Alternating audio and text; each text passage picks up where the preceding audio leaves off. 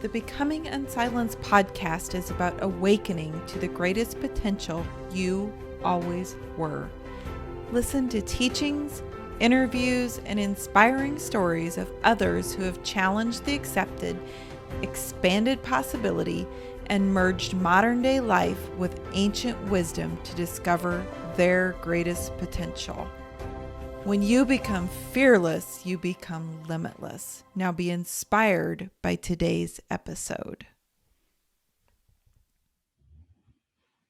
Well, welcome, Janet. We are here for our second in a series of conversations that we're just calling Conversations and Wisdom from the Path, where we are here just in a very conversational format. We want this to feel like you're just kind of eavesdropping in on one of the many conversations that Janet and I have together. So welcome back, friend. Yeah, so glad to be here, Vicki. Today we're going to be talking about emotions and then what we've learned about releasing emotions and how it brings kind of this deep healing in our lives. But I thought a great place to start would be around what we each learned about emotions growing up. So, Janet, what did you learn about emotions growing up? Well, there was never any instruction, but I learned pretty quickly that if it was negative, you had better suck it up and keep it to yourself. And the less you expressed it to other people, the better, because nobody else was interested in it. And this deep sense that if I expressed, especially sadness or discomfort that wasn't anger, that I was giving away something that I should be keeping a secret. So there's just this way in which I knew if you act sad, somebody's going to know something. You're sort of letting them in to the back door. You better not do that. So it was all about this suppression, keep it quiet. Yeah. Now, I grew up in a household where anger was expressed a lot. And so that one terrified me. And I tried to avoid it. I didn't like it. It was an uncomfortable one for me. How about you? Interesting. Yeah, I grew up learning that it was okay for other people to express their emotions around certain subjects, but my emotions weren't important. Or if there was like big things going on, it was okay to focus on and put all the emotions into that big thing as how it impacted people collectively, but it was not at all important how it impacted me personally. And therefore, I think I really just kept these very much like you were saying, these walls around what was actually happening inside of me as a child. And weakness, I think you didn't say this word, but this idea that you said about opening the door in to let other people see what was happening inside of you, I think that weakness and vulnerability was equated with showing emotions. Absolutely, because I think there was an embedded assumption. I'm not sure even how self-conscious my family conveyed it to me, but you needed to live in a very specific way, and you needed to demonstrate confidence and on being on top of things and knowing what you were talking about. So you also needed to, a whole litany of things you had to do. And so emotions could be clues that you weren't where you were supposed to be. So the Exactly. more the more you could mask them and hide them, the more you could kind of act out and conform to the things you were supposed to be doing. Yes. And for me as a child, it's what kept you safe, emotionally safe, because there was consequences to if you're opinion or feeling about something differed significantly from someone else's, there was consequences to that. So it was almost this game of how stoic can we be to not give a clue about what's happening inside of us. Yeah, isn't that funny? How, I'm sure all cultures aren't that way, but it was deeply a part of the culture. Even getting excited about something seemed to convey you were naive about something. So you had to be careful to just convey this kind of nonplussed, even neutral perspective on things. yes, a quote that I remember from my child is, "It's never as good as it seems, and it's never as bad as it seems." And that was a perfect example of you, you know, something that was said to keep you okay. You don't feel those highs, don't feel the lows, just don't acknowledge it. Be neutral. Right, right. Suck it up, buttercup. Yeah.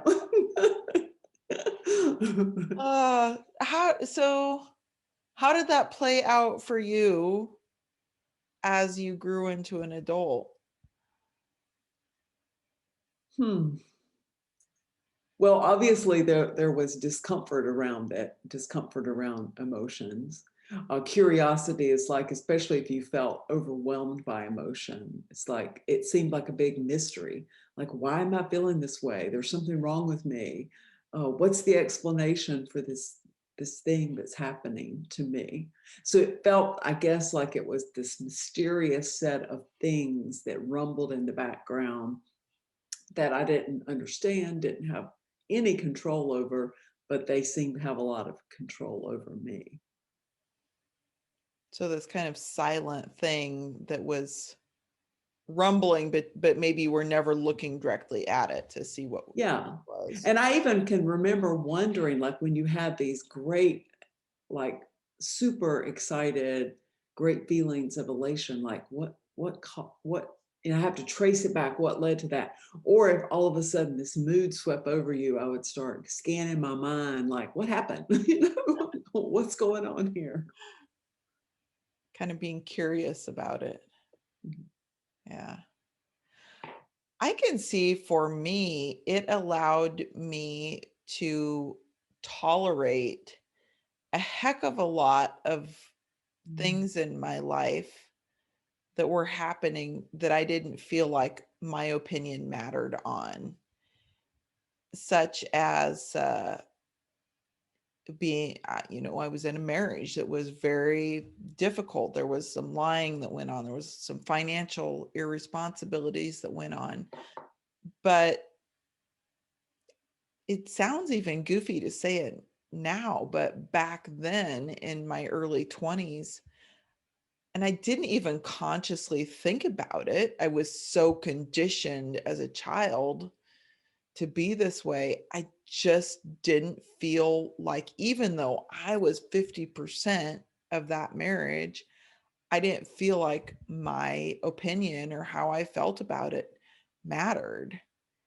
And as I look back now, I think, oh my gosh, the stuff that I tolerated, that I felt like I didn't have a choice in, that really was just me choosing to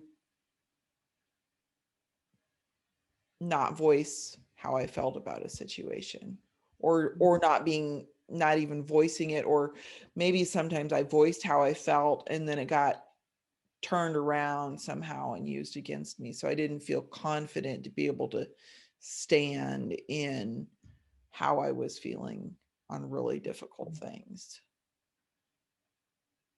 I think that led to me eventually in my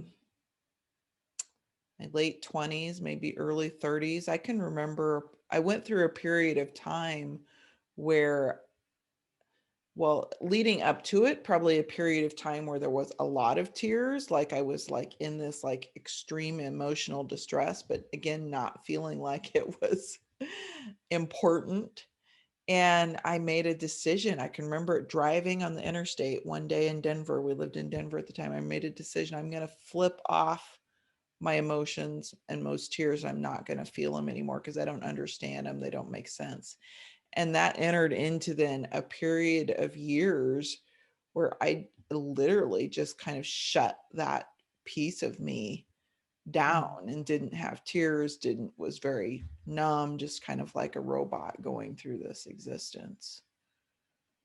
Yeah, I definitely learned a lot of shame about crying. I can remember always uh, both of my parents saying, "There's nothing to cry about. Stop that whining." That's why I never wanted to cry, because I knew it was just going to invoke ridicule and these demands. And it wasn't easy to stop crying once you'd started. Yeah. It was like a terrifying. It was deeply shameful to cry. Yes. And the other thing, the message, like similar to that I received is, well, if you're going to cry, I'm going to give you something to cry about. Cry about. That was the line. If you keep that crying, I'm gonna give you something to cry about. Exactly. And you knew Exactly. what that meant, and you didn't want that to Oh happen. yeah. So, Exactly. so it sounds like we've received very similar messages. That's right. Oh, and it can feel really sticky to begin to sort out and to acknowledge emotions. And I know that we've had a couple teachers mutually on our paths that we've kind of woven in and out of that have really helped us both sort that out. Ah, how did that all Who's begin your for you? I was gonna ask you, who's your favorite? What do you remember? Yeah, so I think my favorite is Michael Singer. Like, he Mm. is the one who began to help me see these things. The book, The Untethered Soul, helped me begin to understand. And I remember the first time I read it, that book just didn't make sense to me at all. It was just like, I know there's something here, but it does not make sense to me at all. But something must have guided me back to it a second time I think that the thing about how he describes emotions is, and I think he's talking more about the scars that it leaves in our soul when we don't fully feel our emotions. But he talks about the samskaras, which are like these emotional wounds or arrows that kind of lodge inside of us, and they stay there until we begin to release them. And I think what made sense to me about that is it helped me understand that all of that time when I was turned off those emotions, were stuffing them in, not expressing them, I wasn't I wasn't doing what I thought I was doing. I was just sucking them all deep inside, which eventually led to this such significant emotional pain that I couldn't ignore them anymore. Yeah, exactly. And I can remember when someone described, and Michael Singer is one of them, that emotions are things that are energy that live in our body. And I was thinking, what? I Yeah. thought if I was avoiding them, they were out there in the world somewhere. I was winning, I was keeping them at bay. But right, the exact opposite is by failing to allow them to pass through me, which is a phrase he uses a lot. Yep. They were getting stuck, and they were getting stuck on my stuff, as he as he likes to say. And that really was so enlightening, to think that we create these judgments. Like, we as children, we learn these messages of what you should and shouldn't do, what you want, what you don't want. And it's like we're creating this. I think that the analogy was like energy can flow through us like water, but whenever you try to interfere with that, block it up, it's like you're freezing it into ice, and then all of a sudden it can't flow through. And those are like the samskaras. It's like an ice sculpture. Somehow inside of us are all of these stored emotions, and they block everything. And therefore, whenever the new stuff comes in, it hits that, and it's painful. And he Yeah. gives these great analogies about how You have to build things around it to protect yourself so it won't hurt. And then that creates this crazy elaborate life. But yes, that very concept that when we fail to really allow ourselves to experience an emotion fully, we're damaging our future self. We're keeping it inside, trapping it, and it's going to come up again. It's like it's touching something that comes right back. And I'm mixing all my metaphors now because so many teachers explain it in so many Yeah, different but you're ways. exactly right. And what you say, that hitting of that old wound is what we would so often refer to as someone being triggered, or Mhm. kind of this spark that lights a flame inside of someone, maybe the spark that lights the fury of anger inside of someone. And it really is exactly what you're saying, is just that hitting of that old wound. How have you come to understand it? What's your favorite teacher? Well, Eckhart Tolle, as you know, is just is the teacher that almost everything he says resonates with me in a deep, deep way. And and his expression, his way of explaining it is the pain body. And I remember when I first read it, it's like, that is really weird. I was like, that is really weird. But the pain body is just essentially these energies that we store inside of ourselves that become a part of ourselves. And then he speaks about them, how they get energized and they can take over us.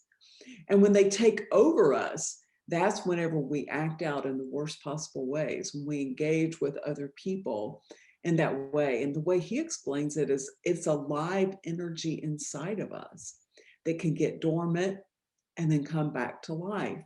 And when the pain body kind of becomes the dominant mode of operating, it seeks to feed itself with more and more pain. And so we seek to energize that in other people.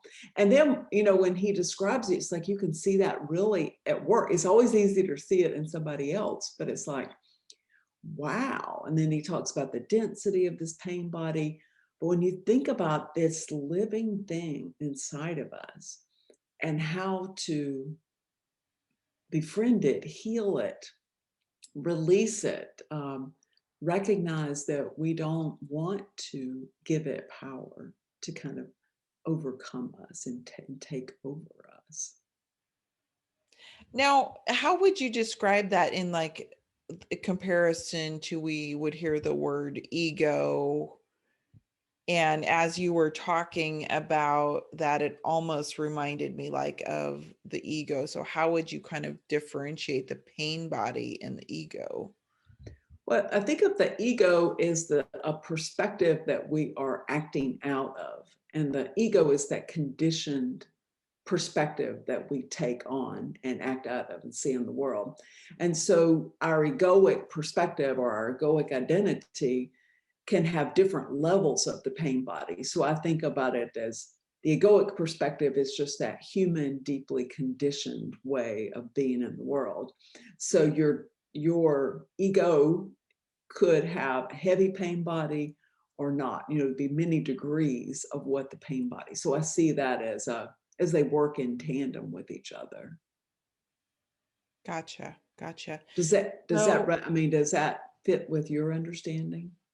yeah, I think so. I'm just sitting here processing that a little bit to see, because I've experienced that pain body taking over for myself. Eckhart, The Power of Now, that's another one of those books that never made sense to me at all when I first read it. So if you're listening to this and you read that book and it didn't make sense, I'm encouraging you to read it again, because it, as you shift, the words shift and bring on new meaning. Mhm. Um, yeah. And I think like the ego, I always also think of in comparison to the mind. And the mind, I think, can feed my pain body, because I think about that pain body being activated around a fear or an insecurity.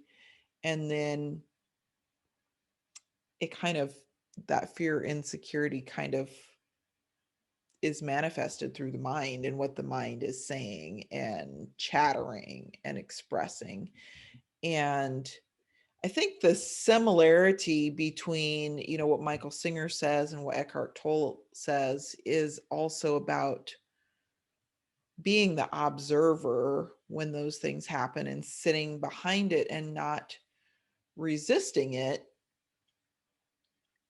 Because when we resist it, we stuff it back down in. But instead, being able to sit and watch it come up. Have you experienced that for yourself? Certainly. And the way I think I've come to understand it is that really, as we're here to have a full human experience, and human beings are going to experience emotions. Yeah. And when we allow ourselves to fully experience an emotion, it will pass through us. It will be a momentary thing. It may, maybe more than a moment, but it's going to have an energy that rises and dissipates. And then it's over. It doesn't live in us. But whenever we're not living like in sync with life, accepting life as it comes and experiencing the fullness of that life in the now, in the moment as it comes, instead we resist it, and the resistance leads to that getting trapped inside. So I see it as the goal, the ideal is to live in sync with life, fully experience an emotion. But you have to grow to understand that. And that's about experiencing what the new things that come our way. But as we've already said, we have these trapped energies inside of us, these trapped emotions. And then the key is there's many ways to speak of that, but it's like a healing. It's a releasing, it's a melting, however, whatever metaphor. And so then when these trapped emotions, there's nothing we have to do to get them up. Life will give us something and they'll come to the surface. It's so simple. We don't have to dig down and find them. It's like, how am I going to get rid of this? Not a problem. It's just going to come right up. And when it comes up, then it's that, okay, here it is. And we know a lot of emotions don't feel good. Yeah. They immediately lead to us to have tight shoulders, a rapid heart rate, Even to hunch over heightened to breath. Yeah, our whole posture takes on that emotion. And the key is, we want to fully experience it. It's what's happening. Don't judge ourselves and say, oh, you're not supposed to be doing that. Just say, here it is. I'm open to experiencing this sadness, this overwhelm, this confusion, this doubt, this fear. I'm open to letting this flow through me, to seeing it happen, watching what it does in my body. It's sort of like the practice for me is seeing it when it comes, seeing it, knowing it, and then dropping the label, not feeding it with my mind, experiencing it in the body. It's like grounding, experiencing the energy of it in my body. And when I do that, it's gone. And the beauty of it is that the stuff down emotion I've been holding on to does some healing, some measure of healing. And now that's released. That energy is no longer in me. So do you So that's how I think about it. Yeah, and I love that. And we know that head knowing all of this stuff is much different than experiencing it. So do you have an example from your life that you can give where you maybe handled something the old way and then you handled it the new way and what that experience was like? Oh, it happens every single day. And it took me a while to recognize that it's exactly what you said. You learn the ideas first. It's like, oh, okay, that's cool. You understand the concept. But then I began to realize the way I tried to implement the concept was always involved, I'm not supposed to do that. Here it comes, the negative emotion, something bad. I would judge it. I would kind of, okay, let me think about something different. Let me avoid it. So that was a huge I would say, misunderstanding, a novice mistake Mhm. of trying to deal with that. And now I'll notice when I start doing that. And then for me, what I do is I start thinking about it in my head. Is it this way? Is it this way? I'll get all analytical. And that's a sign, okay, I'm not allowing something to experience. So I think the old way was to see it and then try to turn my attention away. See it and then try to change my thoughts to make it happy. I would always try to quickly change, shift away instead of truly allowing the experience. And so now what happens is when I see it is I just actually let myself sit still, feel it, breathe through it, notice it, and just watch the thoughts on it go away. And truly, I think this is something that happens every single day. But different levels of intensity. But there's almost always all I have to do is get my email out, and I'll notice it happening. Yeah. Well, and for me, one of the things that I've seen a difference on for me in a very real life experience is the process of grieving. As you know, I lost my dad. It's almost exactly a month ago today that he passed. And I think about the significant losses that I had earlier in my life. And in grieving those, or maybe not allowing myself to grieve them, just kind of sucking all of that pain inside and soldiering on, and I got to keep going and not show this emotion to anyone. I can see how I've spent a lot of time now over the years releasing that pain, releasing that grief, releasing that emotion. And it was so much different for me during the month before my dad passed away, and then now this month afterwards, of just being able to cry when I needed to cry, or just express how it was impacting me, or to even to give myself permission to, wow, you've been through a lot of emotional energy today. So let's just let that be. Let's not resist it. And let's give yourself some recovery time for that today. And I think that has allowed me to grieve with my family in a more open way.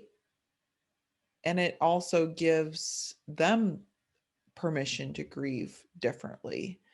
And even in grief, I've seen how we're so conditioned that even with such a significant loss, there's shame around showing those tears or letting that emotion flow. And it's one of the things I really want to strip away, any bit of that's left in my own life, to continue stripping that away and give that permission to others to do that. Because we've probably each experienced situations or known people who experienced a loss, and they didn't deal with it till 5-10 years later. All of a sudden that grief still there, and then catches up with them later on. So that's kind of a very real example of how I'm seeing that difference for myself in my life right now. Well, I mean, I could give you a lot of very real ones, and they really are very real. But the one that comes to mind is an ongoing healing relationship with my adult son. And we had our old patterns of engaging with our conflict with each other.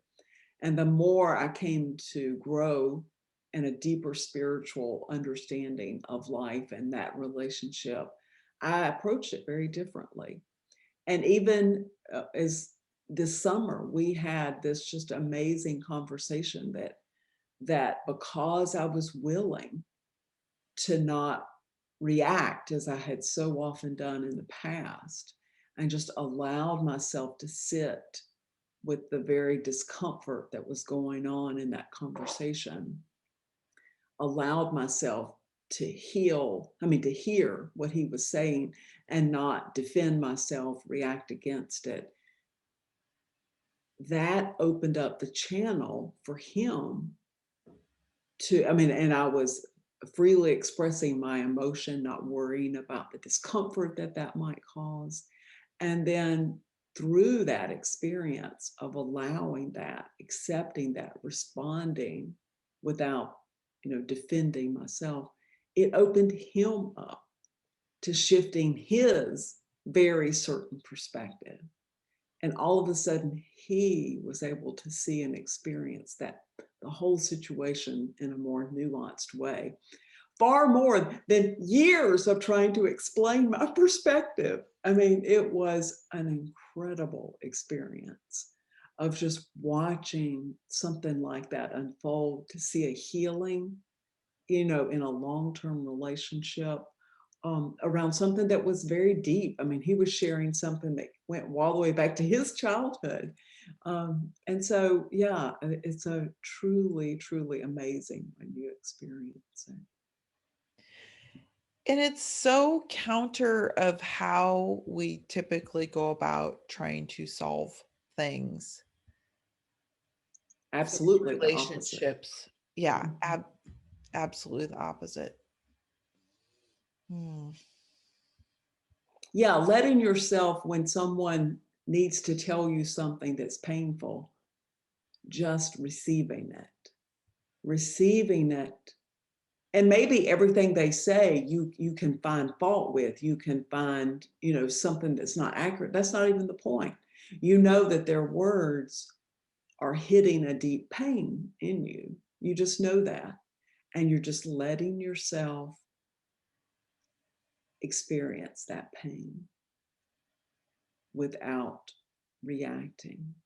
And it just opens the channel for a powerful healing and a powerful way of communicating with someone else. Without reacting and without self-judgment to what's arising. Yeah, and I think that's a key thing, is the not judging ourselves. Hmm. Well, I know for both of us, these concepts have shifted our lives in completely new directions, and that's why we feel so drawn to record these conversations Mm. and share them. So, yeah, go ahead. Well, I was going to say, wouldn't you agree, Vicki, that whenever you keep going forward and you have one of these deep healings and you move forward, what I recognize is that thing doesn't keep coming up. Like that thing, I used to wake up in the middle of the night with worries about my son, and that was a regular thing. And then you realize, okay, I don't have those experiences anymore. Those things don't haunt me like they once did. So that you can see that energy that lives inside of us has that capacity to come up in all kinds of ways and all kinds of things. And once we release it, then there's nothing to touch. And so there's nothing to come up. And when you begin to see that happen in several areas of your life, you realize how powerful it is. Yeah, it reminds me of the saying that when the lesson is learned, the teacher disappears. Mm. And I know for myself, many years, kind of the same personality of person would show up in the workplace with these kind of same characteristics. It didn't matter what workplace I was in, but that same person found me at the next place. And it's so easy to blame the other people that are in those scenarios, but realizing it truly is that energy and that wound inside of us that's asking for our attention to be healed. And you're exactly right. When you let that healing happen, there is no need for those teachers to be there anymore. Mhm. Yeah. But I've heard so many people talk about this, about just experience your emotions, the power of experiencing your emotions. And I remember for a long time being like skeptical, puzzled, like, why is that so magical? And I think it's also one of those things that you can hear it, it's a simple concept, but I found that it took quite a while before I could really both deeply understand it and then practice it in a way that made it a real experience. How about you? I mean, I think perhaps you were on that journey long before me, but I can remember it being so puzzling and hearing so many different people say it like it was just like this piece of magic. Right. So easy to do, right? Just and even when I first read Michael Singer's book, it's like, well, just let it go. Just let it go. Like, how the heck do I just let it go? And the other thing about emotions that I was going to say for me, I felt like my emotions, like if I opened the door to them, they were going to be so strong that they were just going to swallow me and engulf me, and I might never get back up out of that emotional hole. And I think that kept me from really fully opening the door to experience emotions for a long time. And I know I've heard that from other people too, that it feels like you might just really get swallowed into them. And it does feel that way for a little while. I can remember back to a day a couple years ago when I was really sitting behind and releasing some really deep emotions. And it was like a several hour good long cry on the couch. And it did in moments there feel like I was going to be consumed by that energy.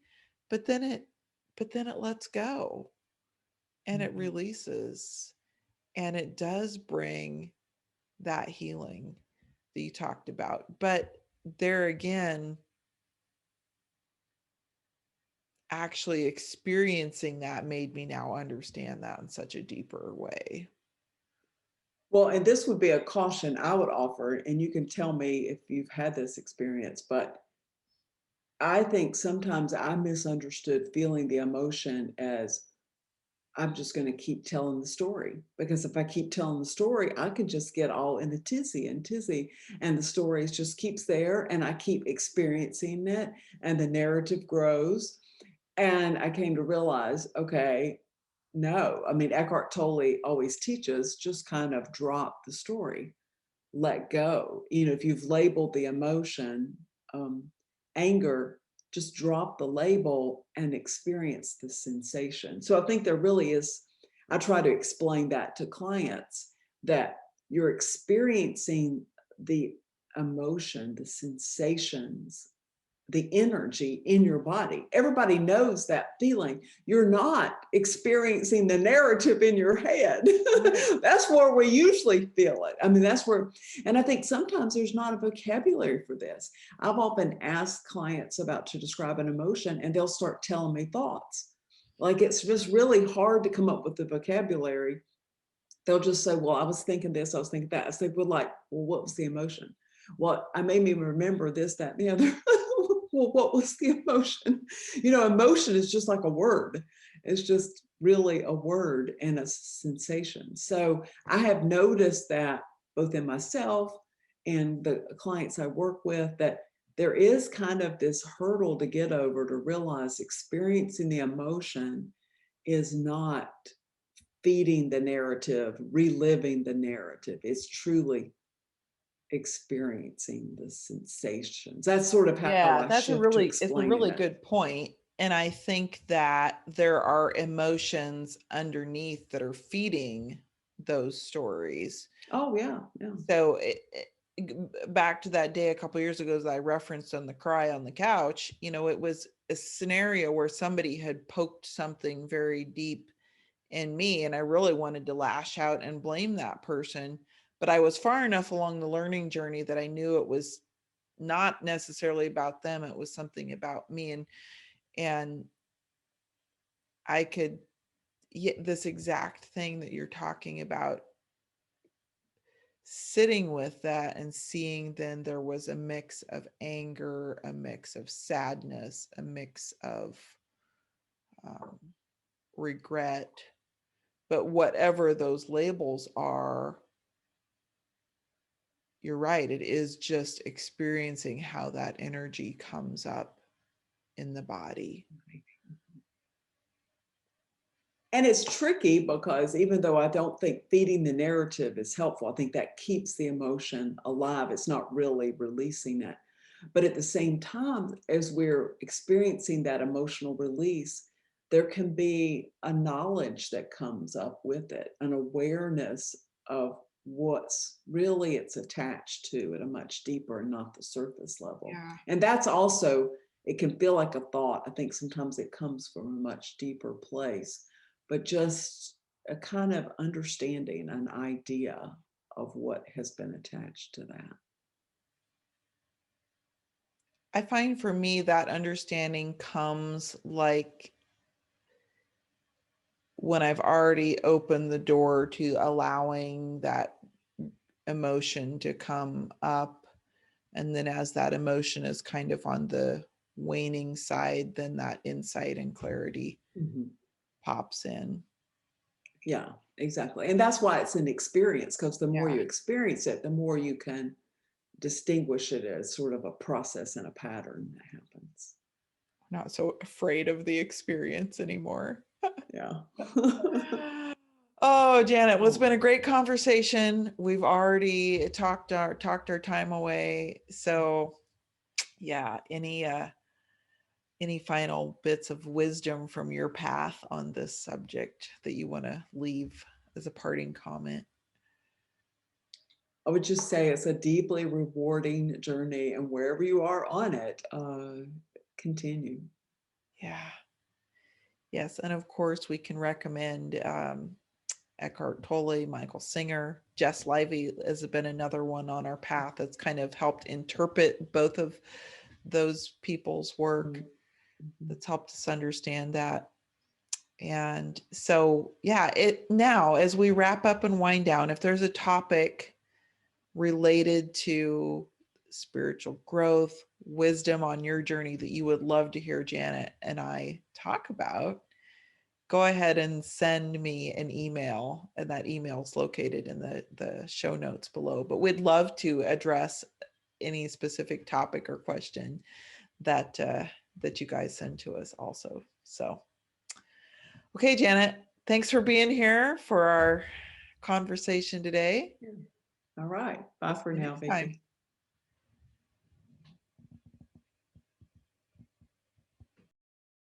Thanks for being here. If you have a topic or question you want to hear more about, send it to us at the email below. Have an inspired day.